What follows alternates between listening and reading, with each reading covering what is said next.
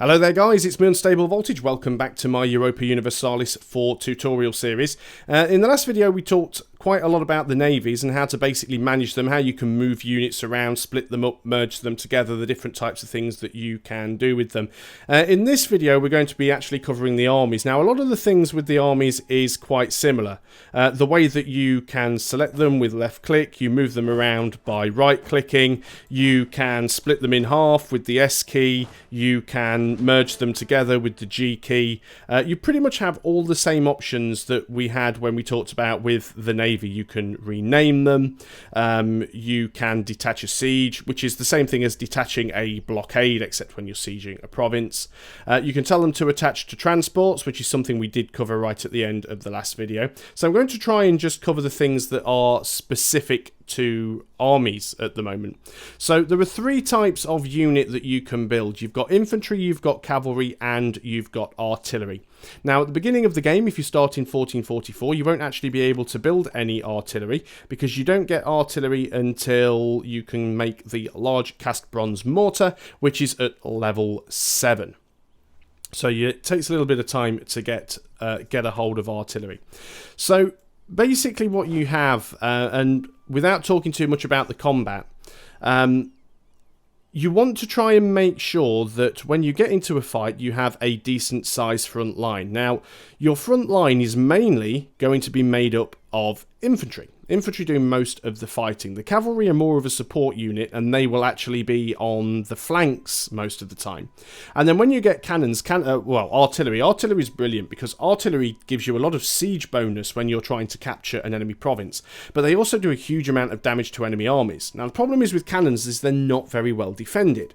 Which means if you have cannons, you need to make sure that they stay in the back row of an army during a fight. So it's very, very important to make sure you've got the right unit composition. So first of all, your front line is going to be made up of your infantry and your cavalry. So you want to make sure that your artillery, which is the back line, has less units than the total number of artillery and cavalry. If I've only got 6 infantry and 4 cavalry, which gives me 10 people in the front row, if I've got 11 artillery, one of them isn't going to be behind something. Which means either the artillery is going to be in the front row or it's going to get flanked and it's going to be easy for something to attack. Now bear in mind that certain provinces do have a limit to the combat width. So as you can see, woods get a minus 20% combat width modifier. If you look at somewhere like mountains, for example, sure we've got some somewhere. If we select mountains, mountains have a 50% combat width modifier, which basically means that the armies are fighting in a confined space and they can't spread out and form a big front line. Now there is another restriction on cavalry. If you mouse over cavalry, as it says here, you cannot have more than 50% cavalry compared to your infantry in a battle, or they will suffer insufficient support penalty. So forget the artillery, look at how many infantry you have. So I cannot have more than 50% cavalry compared to my infantry. Well, I don't have more than 50%. I've only got 16 infantry. I've only got 7 cavalry, so I'm only about sort of 25%. So forget the artillery. How much of your army is made up by cavalry? Well, my cavalry there is only making up about, I don't know, a third of the army in total. That's fine. If I had the same number of cavalry as I had infantry, I would have insufficient support. And this can actually happen quite a lot because as you battle, it's your infantry that tend to take a lot of damage and not the cavalry, which means you end up with more cavalry than infantry and you can end up with that sort of negative penalty. So you do need to certainly keep an eye on that. This doesn't affect all nations. If you're looking at something like the Hordes, for example, these guys don't have that penalty. So depending on what sort of tech group you're in, some of them are allowed to have a higher composition of cavalry in their armies. So what else do we have here? We have the button to detach mercenaries, and this is something that I did speak about in previous videos when I was talking about how to save money. If you have any mercenaries in the army, which will show up in this list as green, you can just automatically detach them by hitting this button here.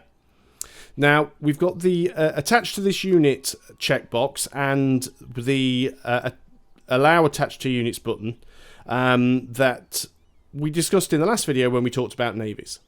So Checking the attached to this unit button would allow allied armies to follow our army around.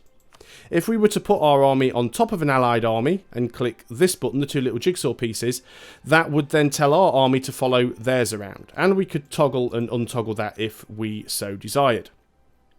Now this is consolidate regiments. We'll talk about that one shortly because that's a button that you'll be using quite a lot. But we'll look at the other stuff first. So one thing we have here is a button called Forced March. Now, Forced March used to be something that you could only do if you took offensive ideas. If you took the offensive military idea group, which is here, if you maxed it out, you would be able to force march. Well, they've changed that now, and it's just army morale recovery speed. You can now actually force march, providing you get to administrative tech level 9. And what Forced March does, basically, if you toggle Forced March on, and the army has to be standing still to toggle it on, you can toggle it off while you're moving, that's fine. But you turn Forced March on, and it gives you an extra 50% movement speed. However, for every army, it costs 1 military power per province moved. So you're better off moving your army around as a big stack as opposed to lots of little stacks because it'll be cheaper. But it basically allows you to move faster, to try and reinforce more quickly, or to try and chase an enemy army down, or to try and escape if the numbers aren't in your favour. You've also got a button to try and attack the natives. That's something that only really applies if you are playing a bit of a colonial game. So if you are in anywhere where there's natives, like Terra Incognita, or in a colonial province, you can go ahead and try and thin out the natives a little bit. You have the option to Scorch Earth. What Scorch Earth allows you to do is while you're at war, you can Scorch Earth on one of your own provinces, and it will have a number of modifiers. In fact, I can't remember what they are, so I'm just going to go ahead and have a look. Let me just go and randomly declare war on another nation just so that I can do this. So we now have the option to Scorch Earth. It costs 5 military power and lasts for 60 months. But it decreases the local goods produced, it decreases the local tax, it gives a monthly autonomy change, and decreases supply limit. So why would you want to do that? Well, it does give better local defensiveness, and it's something you'd only really want to do if you thought a province was going to be lost. So let's say that I figure that Burgundy now may well take Calais. What I could do here is I could just say, right, I'm probably going to lose Calais. I'll scorch it. And then I'll get this unit out of there. And then even if he does take Calais, for 60 months, it's going to have a real negative modifier on it. So that's why you would use Scorched Earth. You've got the option to burn a colony. If you're in a war with somebody who has a province that is currently colonising, you can burn it down. You have the autonomous rebel suppression option, which basically means if rebels pop up anywhere near one of your armies will automatically walk over to them and stomp on them. Most people don't use this and tend to just do everything manually because it means you can try and avoid river crossings by coming at the enemy from the right direction and stuff like that. And you've also got the option to seize colonies. So if you're actually attacking somebody who has a colony, you can go ahead and grab that colony from them. You can steal them. In fact, just thinking about it, the burn colony button, which is one I'm not 100% sure of because I don't use it myself, that may be burning your own colonies down. In fact, and I think it is because it's next to Scorch Earth, I think you can actually destroy your own colony to stop somebody who you're at war with from stealing the colony from you. So if you think you're going to lose the colony, much like you'd use Scorched Earth on a province that you might lose, you could use Burn Colony on a colony you might lose and completely go ahead and destroy that colony. So those are the main buttons that you would use there. And one important thing that you are going to be using is the consolidate button, which is something that I said I'd talk about. So let's just go ahead and quickly put these transports all in Kent. I'm just going to move the army back to Kent as well. So we are currently at war with Brandenburg here and all of their little guys. They may cause some problems. In fact, they are sending some ships out here, but that's fine. Let's just go ahead and put our lights here as well.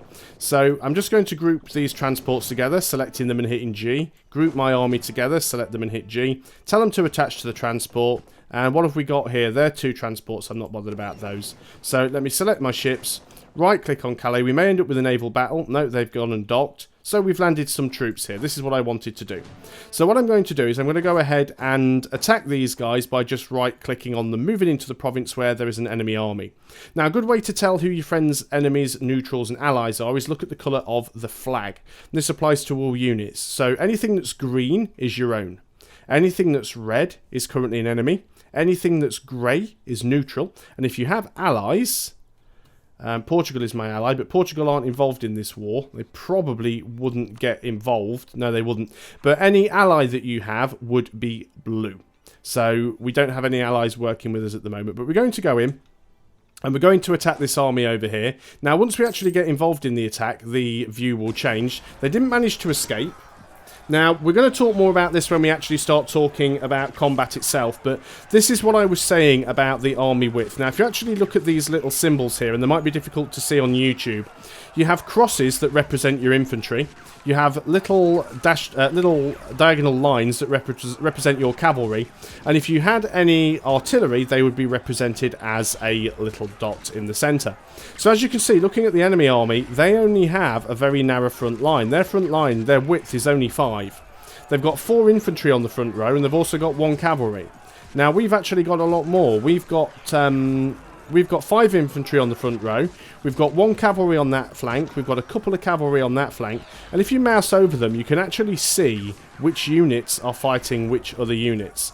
You can mouse over this little button here, and it will tell you what the current combat width is. So the current combat width of farmlands is 20, which is represented by these grey boxes here. So we don't have enough units to fully fill the combat width, but we certainly have more width than them. Now, they're bringing a bigger army in. So as soon as they bring that big army in, and let's wait for it to arrive. So this is going to be quite dangerous for us, and they'll probably do us a lot of damage. There we go. They've managed to reinforce. Now, you'll see these are all different colours, and that's because these different armies belong to different nations and all of the different subjects of Burgundy. If we look, we can see that they've got Flanders, Burgundy, Nevers, Brabant. They're all in there.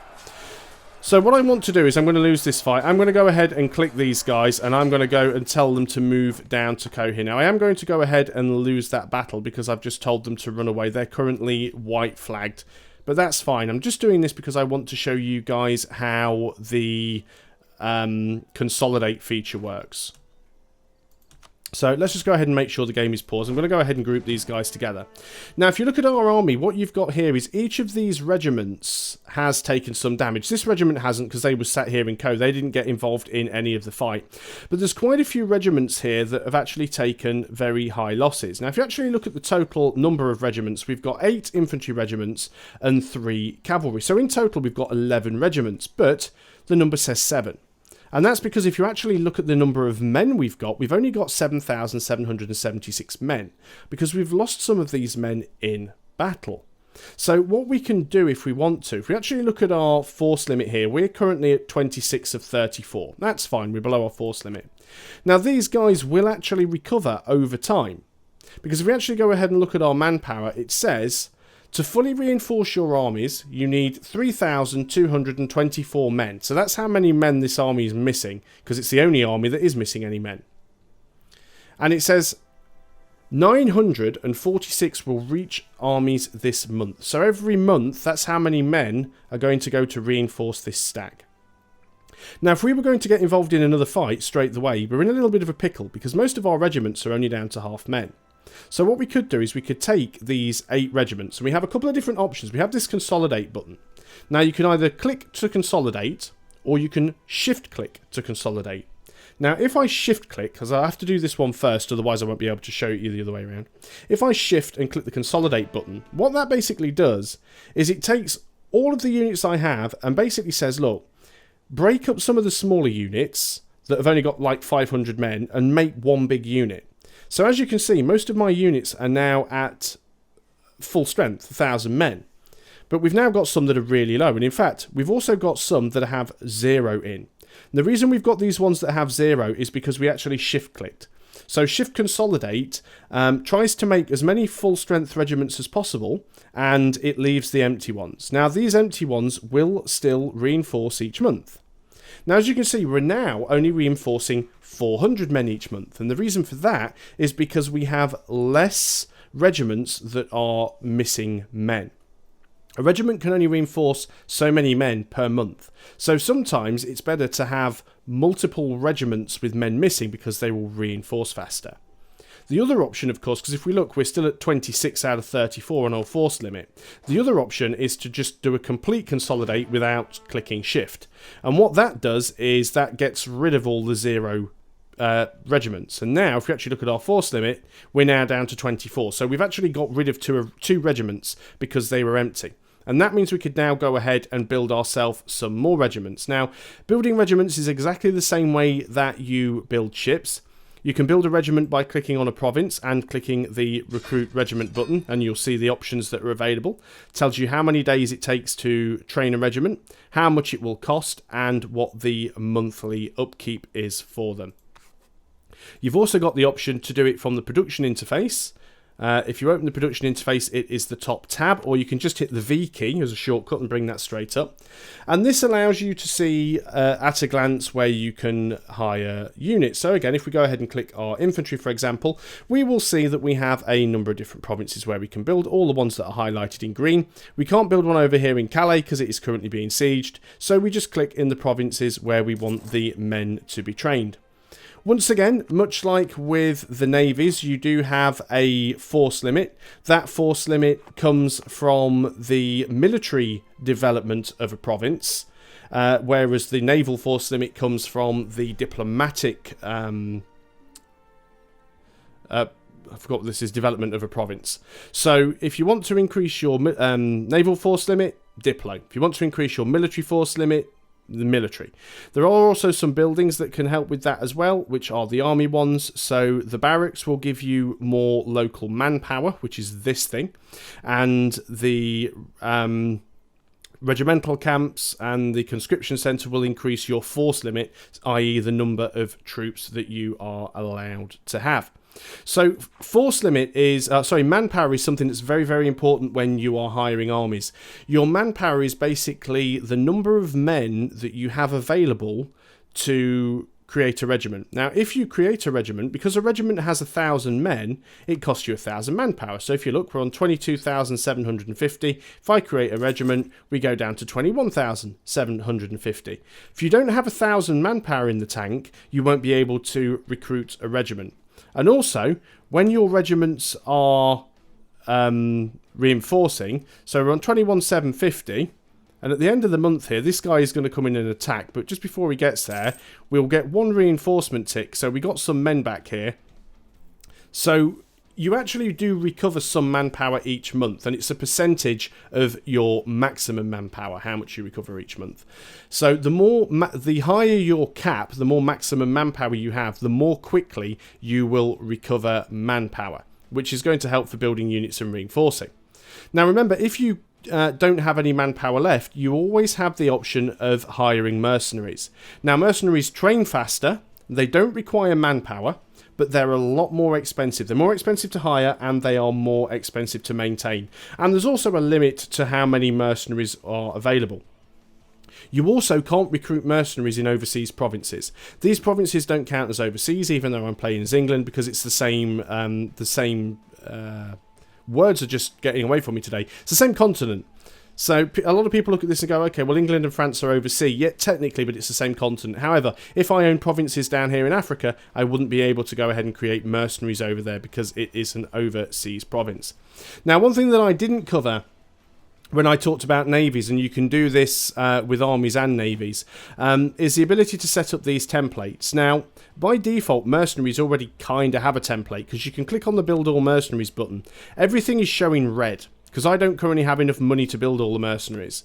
If I were to go ahead, by the way, and cancel these regiments, I do get the manpower and the money back. So as long as you haven't finished the regiments, you will get the manpower and the money back. However, if you disband a regiment or disband an army, you don't get any manpower back. So just bear that one in mind. I'm just going to quickly go into the economy tab.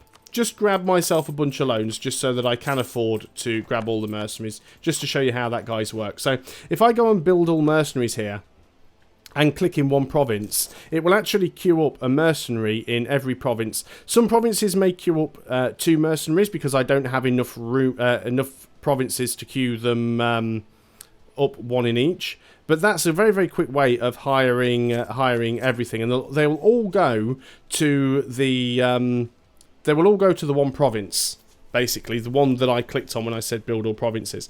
But we can make our own for both navies and for our armies. So you go ahead and click create template. You give it a name. I'm just going to call this just something like temp because I'm not really bothered. You tell it what you want to have in it. So let's say we want to have 6 infantry and 2 cavalry. So that's 8 units. It's going to tell us how much it'll cost to build those 8 units. And I say I want you to use 8 provinces. I'm going to get them built as quickly as possible. And click save. What I can do now is I can click on this button and then click on a province. And what it will now do is it will queue all of those units up in the neighbouring provinces. And as they get completed, and in fact I'm just going to go and do that and speed things up. We'll get the mercenaries first. We are going to lose that fight down there. But as you can see, all of these units now are all starting to finish training. And they're all merging and converging on the province where I told them to build. So it's a much quicker and easier way if you want to build up a big army than it is to go around and just manually click on each individual province. Now, as you see, this has actually got all of our mercenaries in this one. Now, mercenaries, they also take manpower losses. We've got a lot of them standing in here, so they're actually taking attrition because the supply limit of this province isn't big enough. As you can see, the supply limit is only 16, and the weight of the army is currently 18. Now, some of these guys are now our actual regiments that are joining. So what we could do, if we wanted to, is we could just we could select this army. Let's just group everybody up, and we can just go detach the mercenaries, and then we can go ahead, select the mercenaries and disband them. That's a complete waste of money, but I'm just doing that for demonstration. So there's all the mercenaries gone, and this will be the army that we told it to build, containing, what was it, 6 infantry and 2 cavalry. It'll usually do the cavalry furthest away. Cavalry take longer to train, but they can also move more quickly. So speaking about things with regarding both movement, and we're not really bothered about this. Speaking about movement and supply limit, one thing that we haven't covered is leaders. So we've been moving our armies around and moving our navies around, and we haven't actually used any leaders. Now, some nations do start with leaders, and you can find that information out by clicking on the shield and clicking the military tab, or you can do that with F10, and you can actually see that we are allowed 1 leader without upkeep, and we have 1 of 1. Now, you can go over the number of leaders that you are allowed to have, and it will cost you an extra military power each month for every leader that you have over your cap. So the leaders have a number of these modifiers called pips. If it is a land combat leader, they have fire, shock, maneuver, and siege. Siege is your ability to siege an enemy province. Maneuver is your ability to avoid things like river crossing penalties and terrain penalties, as well as being able to move more quickly. And fire and shock are the 2 different phases in combat, and we'll talk about that when we actually get to combat. But there's several advantages to actually having a leader assigned to an army. So, first of all, if you actually have a leader assigned to an army, the army will move more quickly. So if I was, for example, to go ahead and select this unit here and right-click on Lincoln, we can see that it would take us until the 3rd of November. So 28th of October, and it would take us until the 3rd of November. So let's cancel that move. We can also see that the supply weight of this army is 8, which makes sense because there's 8 units here. So let's go ahead and, with the army selected, we're going to click the No Leader button up here, and it will show us a list of all the available leaders that we have. Now, we could hire more leaders using these buttons, but we can't do them at the moment because you actually need to have military power to hire a general or a conquistador, or if it's a navy, I think you actually need diplo power. I'm just going to go and confirm that because I'm struggling to remember. Oh, they can't do it because they're not in port. You can only assign a leader when you're in friendly territory.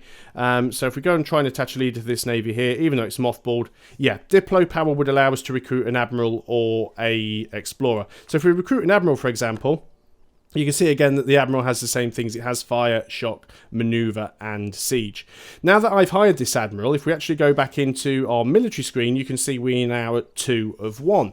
So we're over our cap, and this admiral is going to cost us money. So I'm going to go go ahead and sack him right there. So if we go ahead now and assign our leader, and most nations, or at least some nations, start with a very, very good leader with very high skills. If we go ahead and select this leader, and we can see these 2 stars appearing above him now because he's a 2-star general. If we actually look at the army, it says our supply weight is now only 5 and not 8. And that's because our leader has a maneuver of 3. So his maneuver is getting subtracted from the supply weight of the army, meaning that we can actually move a bigger army through areas with lower supply limits. Also, if we tell him to move to Lincoln now, you can actually see we arrive on the 2nd of November. It's only a day shorter, but we're only travelling a short distance between 2 provinces. So having a leader assigned to an army not only helps in combat, but also allows you to move more quickly and reduces the supply weight to reduce the chance of you taking attrition. Now, when you roll a new leader, as I said, you get a number of these pips. The amount of pips that you get is based on your army tradition and your naval tradition.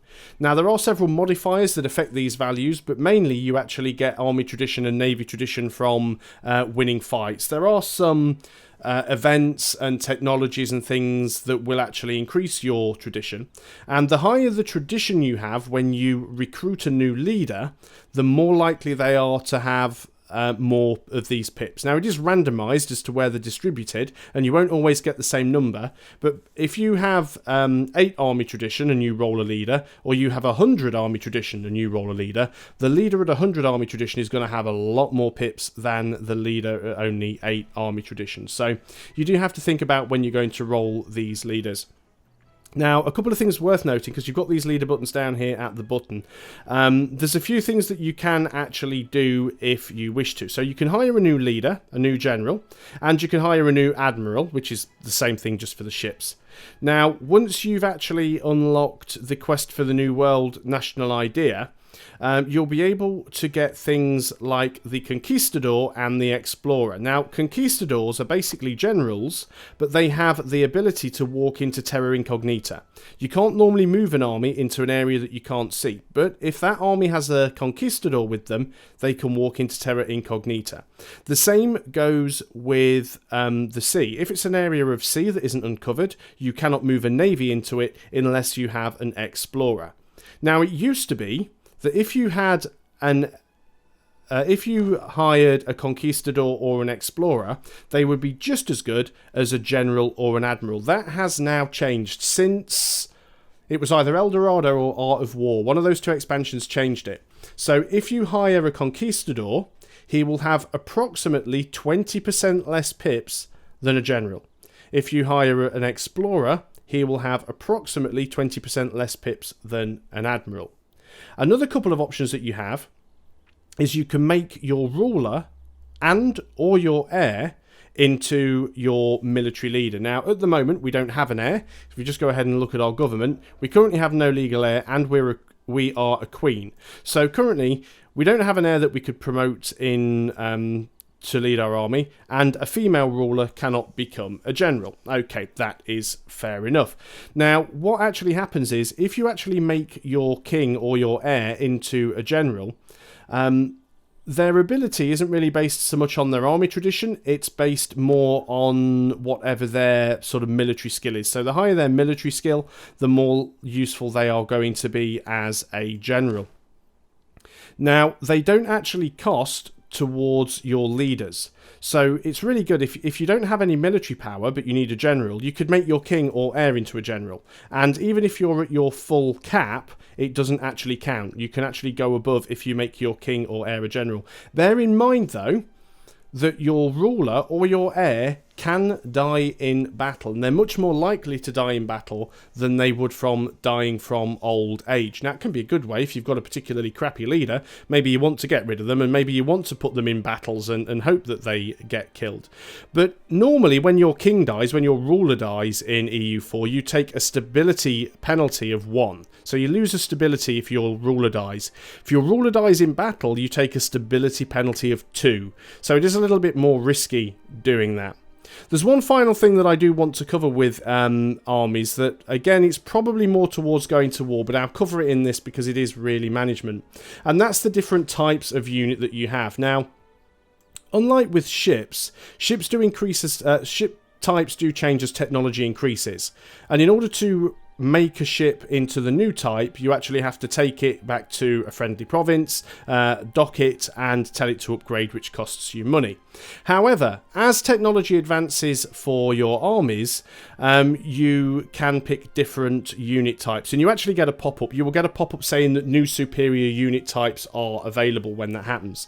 If you click on that flag, it basically brings you to this screen, but what it allows you to do is you can click on the unit type, and you will actually get this list pop up. Now, all of these ones that are in red are ones that we don't have the tech for yet. So as you can see, they go right up to tech 30. We're currently only at tech 3 or 4, so we can't have the tech 5 stuff. But as you can see, there's actually a couple of units that are available at level 1. You can show outdated units, because if we were at level 12, it wouldn't be showing us the level 9, 5 and 1 stuff. So you do have the option to show outdated units. But what you can do is you can actually switch between these units. Now, once you get up to a higher tech, obviously you're always going to want to keep the higher tech units. Now, they are slightly different. If you actually have a look at the Latin medieval infantry, which is what we're using, it doesn't have any points in fire or shock. Now, fire is not very useful in the early game. Fire is much more useful in the late game, and shock is much better in the early game. So our Latin medieval infantry doesn't have any points in shock or fire.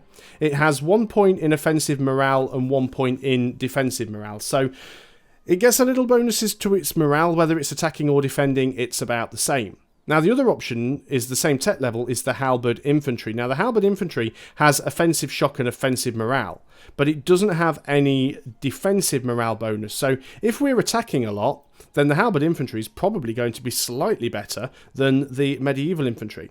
But the one reason I wanted to show you this is that you can do this at any time when you have a different unit type available.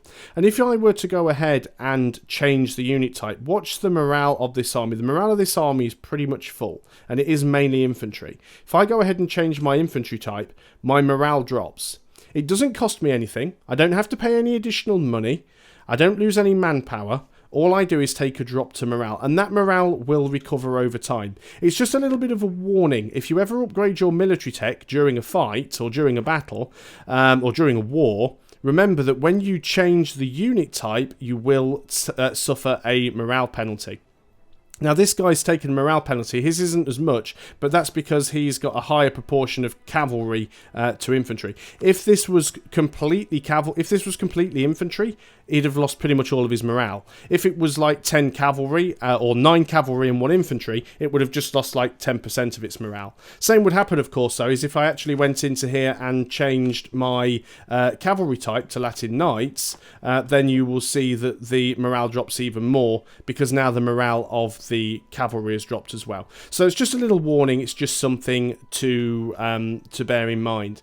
Now, the one last thing that does affect movement is forts, but that is definitely something that we will cover when we start talking about warfare, because it's one of the new major mechanics that has been added in the Common Sense DLC, and it's a little bit complicated and it's a little bit buggy. It doesn't always work the way that it should do.